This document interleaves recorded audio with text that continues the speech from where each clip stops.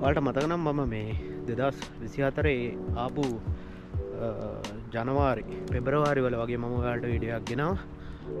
ඒකෙදි කැනඩාව ගැන ඇත්තටම ගොඩක් හොඳ පරිසරයක් තමයි තිබුණේ. නමුත් දැන් 2025 ඉවර වෙන්න ලබන්න කිට්ටුවම ඉතින් ඇත්තටම ගවර්න්මන්ට් එකෙන් ලොකු තීරණ ටිකක් ගත්තා.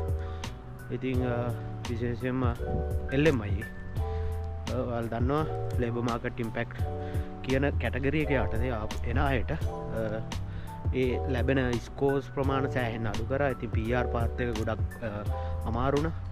ඒ වගේ ගොඩක් ටෆ් වුණා කැනඩාවේ PR එක ගන්න. ඉතින් ඔයාලට මේ ගැන මොනවද දන්නේ සහ අනිවාර්යයෙන්ම දන්න අයට පුළුවන් අනිවාර්යයෙන්ම කමෙන්ට් සෙක්ෂන් එකේ ඔයාලගේ කමෙන්ට්ස් දාන්න. ඉතින් අපි ඒවත් එක බලමු කොහොමද කැනඩාව ඉදිරිය සිද්ධ වෙන්නේ කියලා. ඉතින් එහෙනම් මේ වගේ අලුත්ම අප්ඩේට්ස් දැනගන්න අනිවාර්යයෙන්ම මගේ channel එක subscribe කරලා තියාගන්න.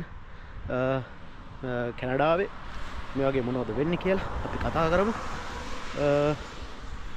ඉදිරිය මොන වගේද වෙන්නේ කියලා.